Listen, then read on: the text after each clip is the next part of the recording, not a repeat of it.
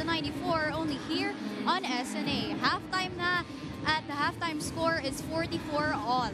Kasama ko ngayon si Father Vic Calvo, isang representative of the Colegio de San Juan de Letran Management Committee of the NCAA, here to give us updates on what we have been talking about kanina pa sa buong game na ito na si Jeric Balanza. So Father Vic, paano po ba nalaman na kailangan magpa-check up itong si Jeric?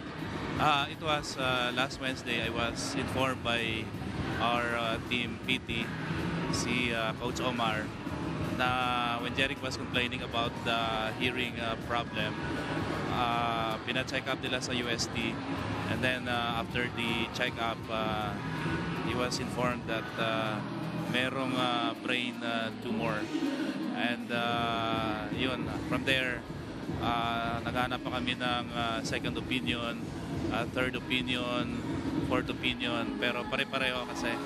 So we're glad na merong isang letranista na doctor, si Dr. Mariano sa St. Luke's, na nag-offer na kanyang service for free para kay Jeric.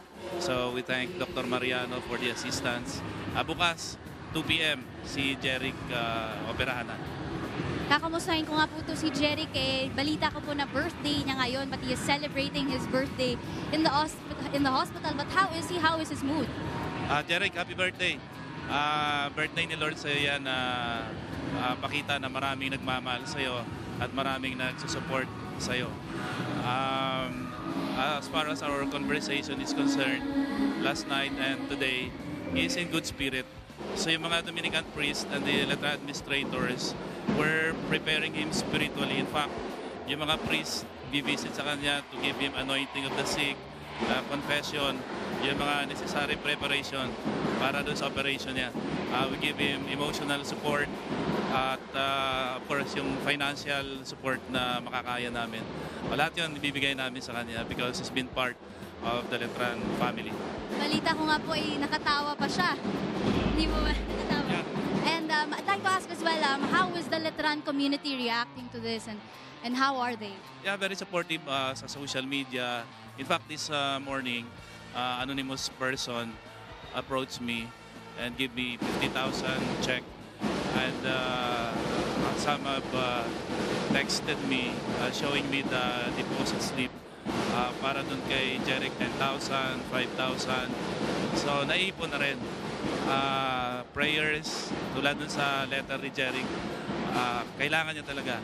Kailangan niya ng support ninyo financially, everything, na para mabigay natin dito sa kapatid nating letranista na simula high school has been wearing and proudly wearing that Letran uniform. Maraming salamat, Father Vic. Again, let us all pray for his speedy recovery at sana maging successful ang kanyang operasyon. Now, if you want, as his father said, to donate, you may donate to the following accounts flashed on your screen right now. And if you have any further questions, you may talk to the Letran Sports page on Facebook. Huwag kayong bibitaw, more of the action only here in NCAA Season 94 on SNA.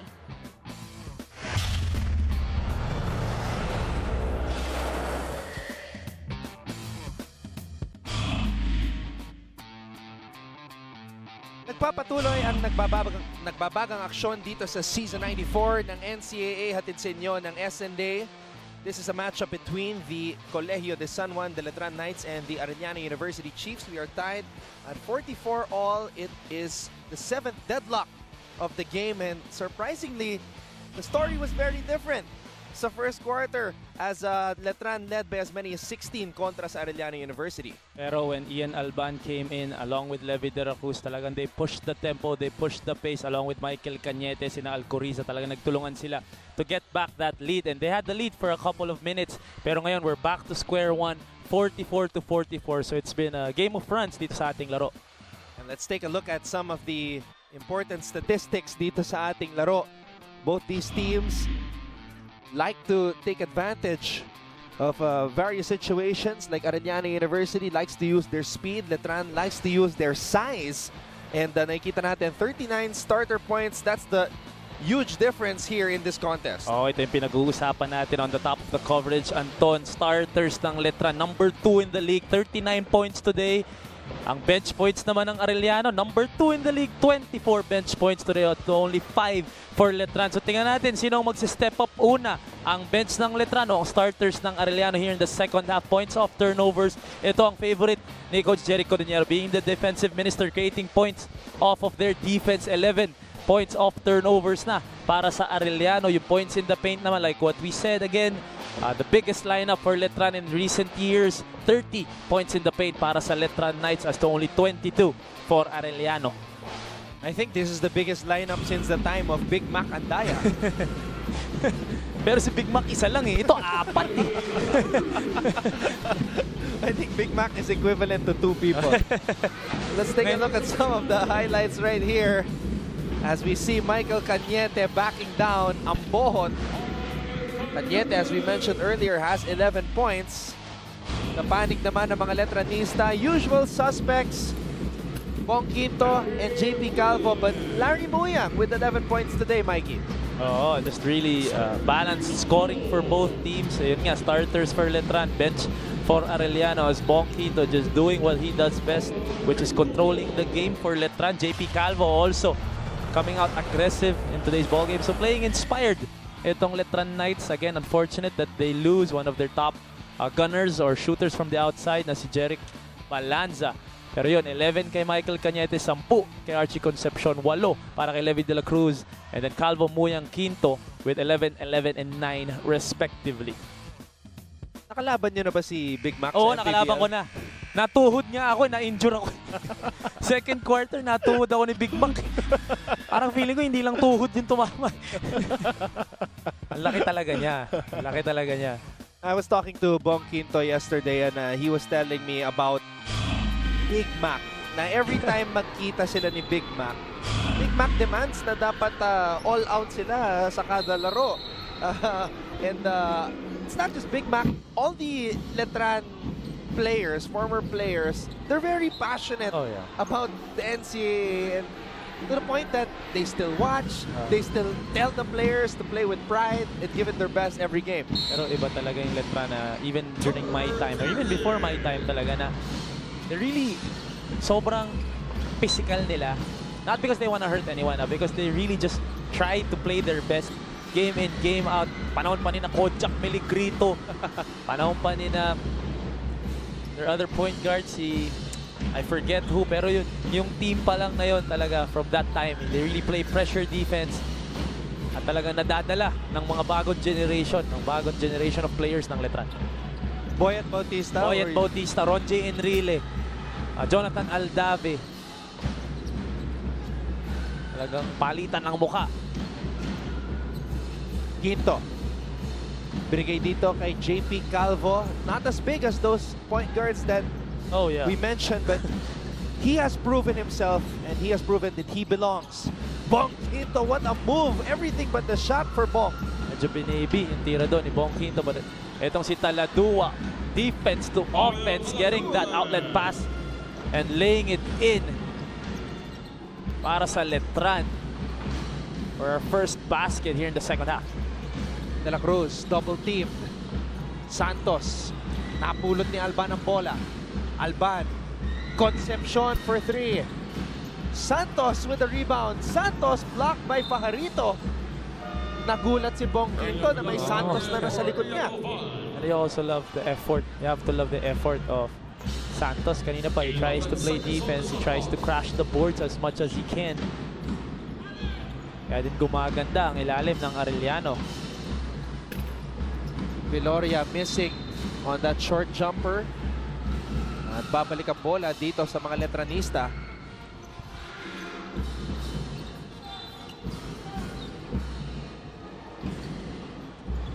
Remember that one year that Mark Cruz came off the bench the entire season, and then all of a sudden biglang stinart siya ni Coach Alden Ayo. I think that was the year they won the championship.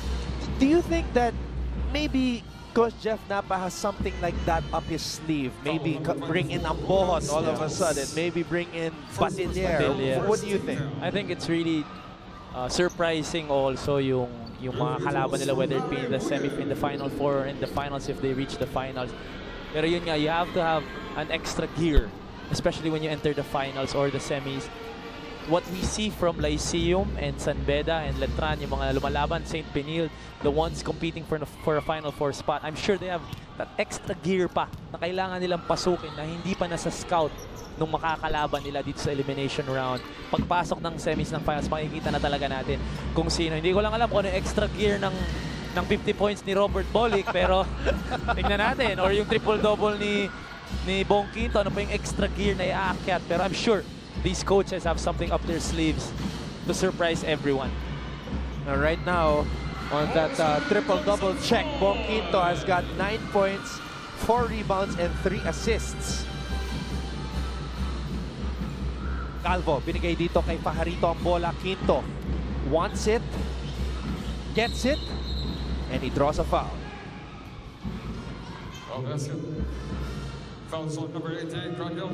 By the way, we'd like to thank everybody who are tuned in right now and are very active on social media. #1 po nationwide, ang hashtag NCAA Season 94. And #2 naman, ang Letran. And look at Assistant Coach Gino Manuel and Head Coach Boyan Fernandez of San Beda University all the way up in the bleachers scouting. Lagi silang doon, si Coach Boyan. Laging doon. Kunyari, parang siguro iniisip niya hindi ako makikita dito. Pero lagi ka nakikita ng ating mga direktor, Coach Boyet. We're very excited to see kung ano mangyayari sa Red Lions, especially here in the second round. They got their first win on Tuesday. And San Beda is not even playing either of these teams. They're actually playing Mapua tomorrow. All right, let's go back to Aya. Sa dulo, malalaman kung gumagana ang sistema. Yan ang sabi ni Coach Jericho Daniera sa Arellano Chiefs rather. And sinasabi niya na teamwork lang talaga ang kailangan nilang gawin. So he highlighted on that word, teamwork. But for the Letran Knights, their word for them is just aggressive. Aggressive and aggressive. Aggressive defense and on-the-ball offense. Yan ang sabi ni Coach Jeff. Dapat tingnan natin kung sino ang mas aggressive at sino ang mas malakas ang teamwork for both of these teams. Anton and Mikey. Thank you very much, Aya. As we take a look at Bong Quinto. Bong Quinto told me yesterday na dito talaga sa second round magkakaalaman na. And we're very excited to see yun nga yung mga second gear or maybe third or fourth gear neto mga kumpanan natin as we take a look at this corner 3. Oh, and we've seen stranger things in the NCAA. Especially in the second round, we've had instances na biglang magpupush ng matindi yung mga 5th, 6th placers nung first round at talagang lalaban for a Final Four spot. And Cranial Veloria is trying exactly that para sa Arellano dito sa second round. Quinto, umikot, napitawan ang bola. Nasalo ni Larry Muyang and shows us that he has a baseline jumper. Muyang's got 15. And Muyang, one of the leading players in field goal percentage. At sinasabi natin dahil ang lalapit lagi ng tira niya doon sa pagkakataong yun from the outside or from the perimeter. Itong si Larry Muyang. And he gets that rebound. And off to the races, it's Letran. Calvo. Jump hook is good for JP Calvo. Again, JP Calvo, talagang from the start of this ballgame, talagang aggressive na. Itong Ant-Man 2.0 ng Letran. De La Cruz faking that handoff. Sarah Joseph getting the ball back from Veloria. Maui Sarah Joseph. Too strong. Here comes Calvo. Muyang wants it. If he scores another field goal, he will have his career high performance. He's got 15 right now. Calvo, binangga si De La Cruz. He will head to the 9 for 2.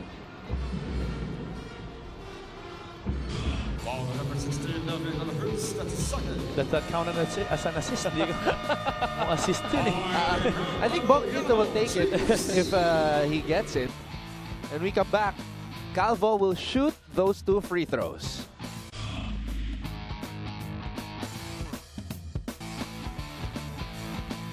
Mga senior high school students ng Arellano University, always in attendance, always supporting their squad. the Chiefs, as they have flown under the radar and are actually within striking distance of the Final Four. Ito, sanay na sanay ito sa Smile Your Own Come since season 91. Again, Keisha, the girlfriend of the Stingray ng Batak. Nai-interview pa dati si Keisha, I remember. Ray actually joked with me that he's here because he's the replacement of Jeric Balanza. I mean, if he could play just one more game, he'll take it. Oh yeah. Ang saya nga nila ni Giovanni when they came back to the NCAA during that All-Star event. Yung shooting stars natin. Yung kay Giovanni, di ba, yung half-court yung boarding half-court. Sabi nga natin, hashtag galing NCAA, itong mga players na ito talaga coming back to their roots. Concepcion. That shot rattles out.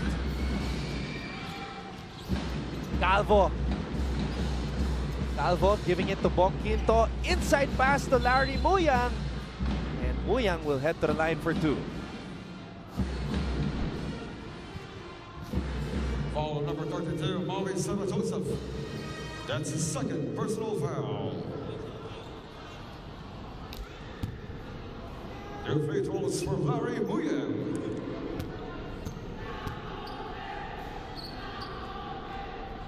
First free throw is good for Larry Muyang, and he ties his career high of 16 points. So kanina may sentrong nakapagtala ng career high. The collector, Prince Ese, collecting 36 points. Ngayon naman, Larry Muyang, career high for the Knights. 17 big points. What a performance for Larry Muyang. Talagang he has the number of Arellano. In their first game, he had 16 and 10. Ayun naman, 17 and 6. So tuwing Arellano pa lang kalaban nitong si Larry, doon siya naka-career high. Alban is back on the floor for Coach Jerry Codiniera. Viloria wants it against Quinto. Viloria, drop pass to Santos, nagulat. Yun yung mga miscues na ayaw ni Coach Jerry Codiniera. They're now down by 8. Again, we were tied entering the third quarter. Now they're down by 8. Tapos makakita pa siya ng mga miscues na ganun. So hopefully, Arellano can pick up dito sa ating third quarter. Bong Quinto trying to get him to Muyang. And Alcoriza coming up with the steal, Batinier with a foul. Every time I see Bonbon Batinier, I can sense that there's a little bit of frustration because he's not able to do what he used to do when he was with UE or Holy Trinity College of Gensan. These are the sacrifices that these players have made entering this season. Talking about Letran, even Jeon Bon is coming off the bench. He is a Gilas cadet. Bonbon Batinier was a starter for the UE Red Warriors, and he was really scoring at will when he was with the UE Red Warriors. Again, he has taken a different role, maybe different from what he's used to, but he has embraced it. And maybe, hopefully, as the years go by, mas maganda pa ang ipakita ni Bonbon para kay Coach Jeff Napa. Samantala, napakaganda ng pinapakita nitong si Bong Quinto. This is just a torture chamber for anybody trying to guard this man. When he gets it that low or that deep in the paint, Bong Quinto, arguably the best back to the basket guy that we have here in the NCAA. As we look at our field goals, a much more efficient Letran here in the third quarter and a much less efficient Arellano. 2 of 12 lang Arellano sa ating quarter na to. Yung free throw disparity natin, a much more aggressive Letran naman. 9 free throw attempts, connecting on 8 of them. Para naman sa Arellano, hindi pa nakakuha ng free throw dito sa third quarter. You know what, come to think of it, Wala akong maisip na player dito sa NCAA who plays with his back to the basket as much as Bong Quinto does in an era wherein you have to have shooting even if you're a big man. And what's nice with Bong Quinto, especially when he gets the ball down low, he's very patient. His back is against the basket, pero tinitignan niya sino na open, tinitignan niya kung meron siyang tira, and he always makes the right decision. Samantala, Viloria bitin ang kanyang three-point attempt. And here's the replacement of Jeric Balanza, jump pop bid. First minutes of action for him in season 94.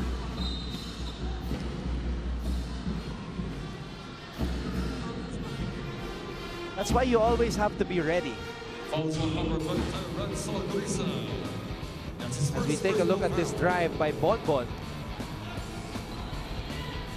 You always have to be ready, especially with the reserves dito sa NCAA. I think they can put as much as 3 reserves in each team.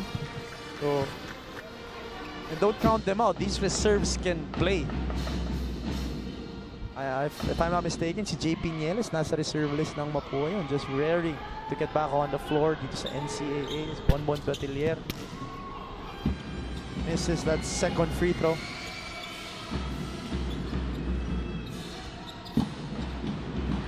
Cañete. Alcoriza contra Batilier. Viloria.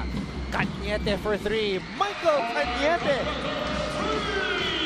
Timely three-pointer there for Michael Cañete, just as Letran was trying to run away from Arellano. Teka lang muna, sabi ni Michael Cañete. Time. Hindi pong napapanood ang NCAA Season 94 as we continue to strive and reach unparalleled heights in sports development. As we have been mentioning, a familiar scene every time Arellano University takes the court.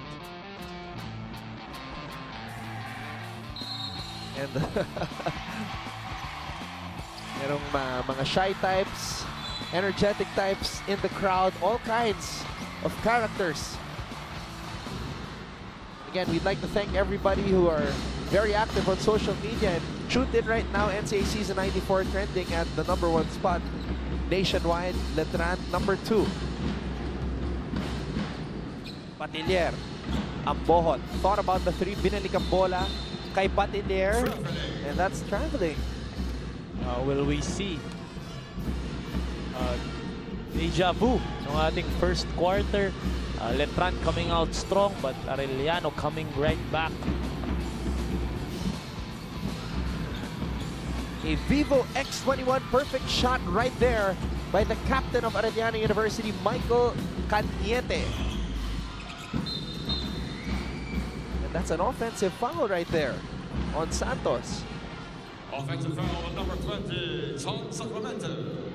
Excuse me, Sacramento. Huli. Moving screen doon si Sacramento. Wasted opportunity there to cut further into this lead para sa Arellano. Tingnan natin saan pupunta ang Letran without Bong Quinto. 2 minutes. Bola napunta dito kay Batilier. Ambohon could not gather that basketball. Under 2 minutes to play here in the third quarter. De La Cruz. Viloria. Hinihingi ni Cañete ang bola. Cañete kicks it out. De La Cruz for 3.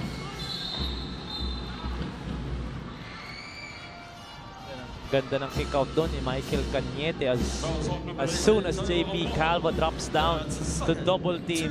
Nilabas niya agad kay Levi De La Cruz. Sayang, hindi lang na-shoot ni Levi, pero natawagan ng foul doon si Gio Ambohon for pushing Michael Cañete. So, bola babalik sa Arellano. Panibagong kombinasyon naman ng mga big men ang gagamitin ni Coach Jeff Napa. Ambohon and Fajarito now on the floor at the same time. Now, Viloria wanted to get rough with Batilier, who is known as a physical player.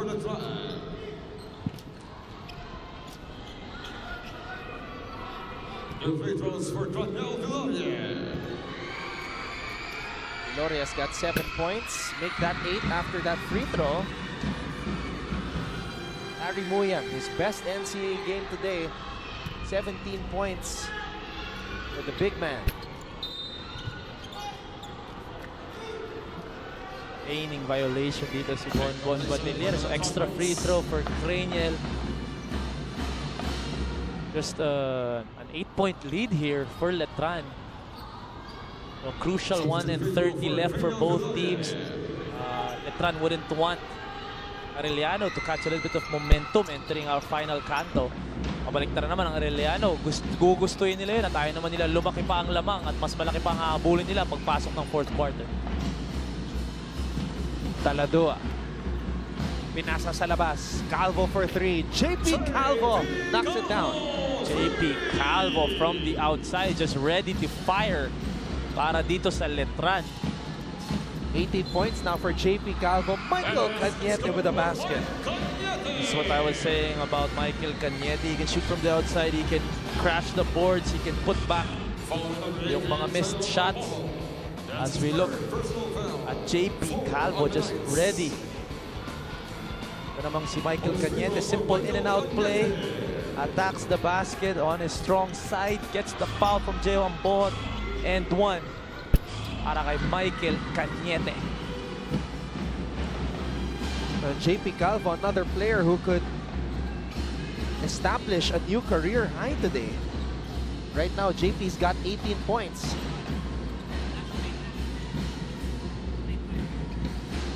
Taladua will shoot from the outside.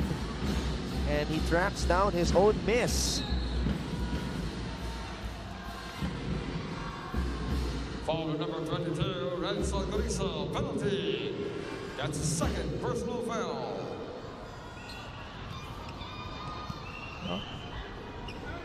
And line shooting to Cheo Ambohot.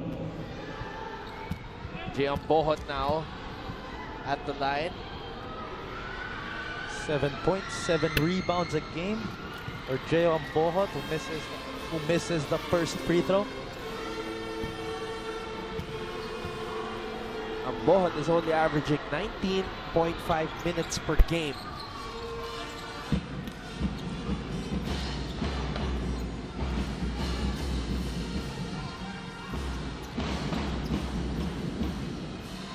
Susubukan nilang post na yan. Itong si JP Calvo. Viloria on the drive. Parang si Ian Alban kanina yun ah. Ganda nung galaw to ni Craniel Viloria. Ang ganda rin. Identifying the mismatch is Arellano. And just a 7-point lead here for Letran. Patinier, beautiful spin move. Fajarito. Patinier blocked by Cañete. Alcoriza, Viloria, De La Cruz. Concepcion with the rebound. Concepcion is blocked by Taladua. Gotta love the effort. Itong si Taladua just doing what he needs to do on the floor, which is to play defense. Timing that jump perfectly and blocking itong si Archie Concepcion. Hindi kumagat na sa fake. And Viloria trying to get that shot off as time expired. JP Calvo, 18 points. His career high is 21. Let's see what will happen as Taladua and the Knights are gunning for win number 7 dito sa season 94 ng NCAA. Toto Calvo from Silay, Iloilo. Knocking down that triple, putting on a show, especially here in the third quarter. We'll be back for quarter number 4. Inyo pong napapanood ang season 94 ng NCAA dito lang sa SNA.